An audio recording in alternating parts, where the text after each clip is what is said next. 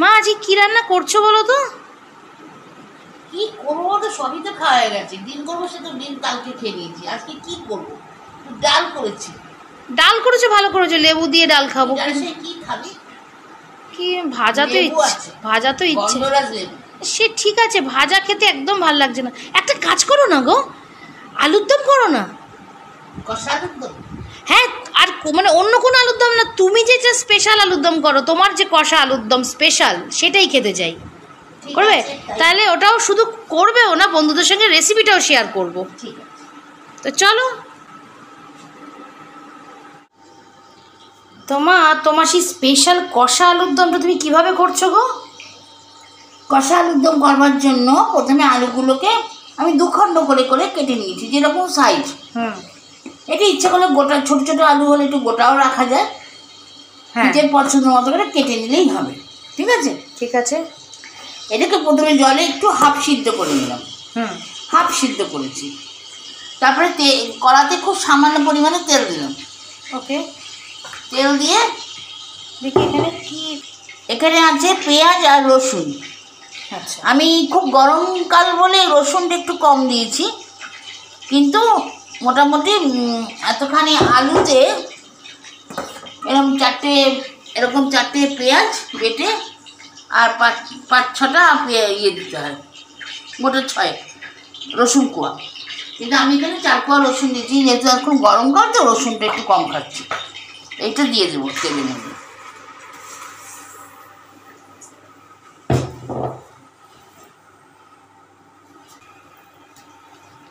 আচ্ছা, এই মশলাটা কষানো হবে তাই তো তেলে?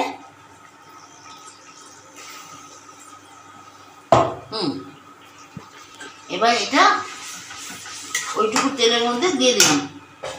আচ্ছা, মিক্সি ধোয়া জলটাও কি এখন দেবে না পরে? পরে। আচ্ছা, তাহলে এখন কি পড়ছে? আর পেঁয়াজ আর রসুন দিয়েছি, এবার দেবো আদা। আদাটা আলাদা করে আমরা ঘষে নিয়েছি তাই তো? আলাদা করে ঘষে নিয়েছি। আচ্ছা, তা মোটামুটি 1 চামচের মতো আদা দিলাম। আচ্ছা, দিয়ে এবার এর মধ্যে দেব হাফ চামচ পরিমাণ চিনি, টিস্পুনের হাফ চামচ, মানে একদম কম। এবার দেব আন্দাজ মতো নুন।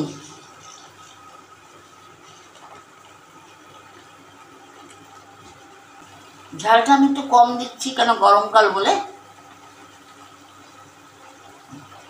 অ্যাকচুয়ালি বন্ধুরা, আমরা এটা খাবো, ধরো আলুর দম তো, আমরা এটা রুটির সাথে খাবো বা ডালের সাথে ভাত দিয়ে খাবো, এরকম প্ল্যান আছে, তার জন্য আমরা একটু ঝালটা কম দিলাম। কিন্তু গরমকাল বলে এমনিতে ঝাল ঝাল খেতে এটা বেশি ভালো। মানে এটা যখন শীতকালেই তৈরি হয় তখনই কিন্তু এটা বেশ ঝাল করে, বেশ ঝাল করে তৈরি হয়, কারণ আলুর দম একটু ঝাল ভালো লাগে, তোমরা জানো। কিন্তু এখন যেহেতু গরম, তার জন্য একটু ঝালটা কম দেওয়া হলো। এবার দেবে একটু হলুদ।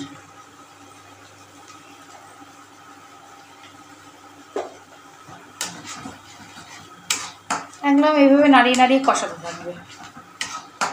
এর মধ্যে দিয়ে দেবো, এখানে কিছু পেঁয়াজ কুচি করে রাখা হয়েছে তাই তো? হ্যাঁ, কুচনো পেঁয়াজ।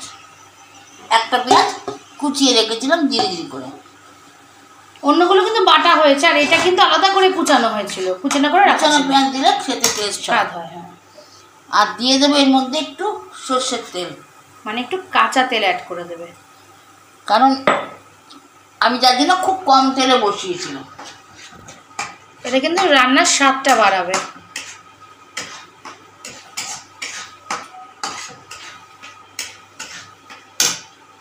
এটাকে কষাতে হবে, তবে খুব কষাতে হবে না, খুব একদম ভাজা ভাজা করবো না, একটুখানি কষাবো। খেয়াল রাখবে কষাবার সময় যেন পেঁয়াজটা না কড়া হয়ে যায়, ওটা কিন্তু খুব বাজে লাগে। বেশি পেঁয়াজটা বেশি ভাজা হয়ে গেলে একটু তিতকুটি ভাব চলে আসে, প্রথম কথা। আর দ্বিতীয় কথা, পেঁয়াজের যে একটা মিষ্টি স্বাদ, সেটা নষ্ট হয়ে যায়। ওই যে পেঁয়াজ বেশি কষাতে নেই,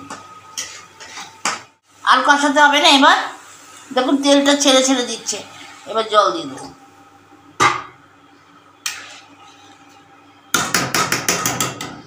এটা একটু ফুটুক। আচ্ছা, এটা একটু ফুটে উঠবে তাই তো? হ্যাঁ, ঢাকা দিয়ে রাখা হবে, এবার ফুটে উঠলে আমরা আবার আসছি। আঁচটাকে কমিয়ে দিয়েছি, আর ফুটে গেছে? ফুটে গেছে, অনেকটা শুকিয়ে গেছে। এবার আলুগুলোকে ছেড়ে দেবো। 50%-এর বেশি সিদ্ধ হয়েছিল, ঠিক আছে? এবার এই জলটার মধ্যে দিয়ে বাদ বাকি সিদ্ধটা হবে। এবার আঁচটাকে বাড়িয়ে দিই।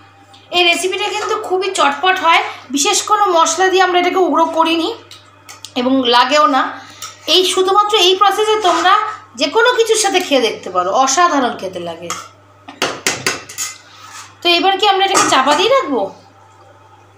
চাপা দিয়ে ফুটে উঠলে নাড়তে থাকবে। আচ্ছা আচ্ছা, মানে না লেগে যায়। হ্যাঁ অবশ্যই, এটা কষা আলুর দম যেহেতু একদম কষা কষা হবে। হ্যাঁ, তো এটাকে এখন মাঝে মাঝে নাড়তে হবে, তাই তো? তো বন্ধুরা পুরো ঝোলটাকে শুকিয়ে ফেলতে হবে। তো বন্ধুরা এইভাবে নাড়তে নাড়তে নাড়তে থাকুক মা, তারপরে আমরা দেখবো এটা অ্যাকচুয়ালি কীরকম দেখতে দাঁড়ায়। তো বন্ধুরা দেখো কষে গিয়ে জিনিসটা দেখতে হয়েছে এরকম। এর মধ্যে তোমরা আলুর দম মশলা দিতে পারো, কিন্তু আমরা আলুর দম মশলাটা দিই না, কারণ এমনি খেতে বেশি ভালো লাগে আমাদের কাছে। আলুর দম মশলাটা দিলে একটু উগ্র হয়। নর্মালিভাবে তোমরা খেয়ে দেখো, অনেক কিছুর সাথেই ভালো লাগবে। ডালের সাথে যদি আলুর দম খাওয়া ভালো লাগবে, তোমরা খিচুড়ির সাথে আলুর দম খেতে ভালো লাগবে, ফ্রাইড রাইস দিয়ে খেতে পারবে, লুচি দিয়ে তো অবশ্যই ভালো লাগবে, পরোটা রুটি দিয়েও খুব ভালো লাগবে, সব দিয়ে ভালো লাগবে। শুধু খেতেও ভালো লাগবে প্লেটে করে।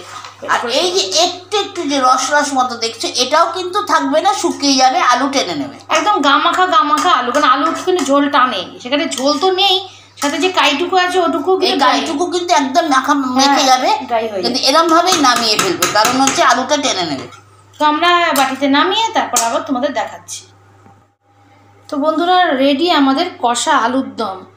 তো চলো, আজকে তো আমি ডাল দিয়ে খাবো, আবার রাত্রিবেলা বলা যায় না, ফুলকো ফুলকো লুচিও থাকতে পারে, কারণ এটা ফুলকো লুচি দিয়ে দারুণ লাগে। তো তোমরাও রেসিপিটা দেখে বাড়িতে ট্রাই করো, খেয়ে জানাও কমেন্টে যে কেমন লাগলো। তো আজকের মতো চলি, টাটা।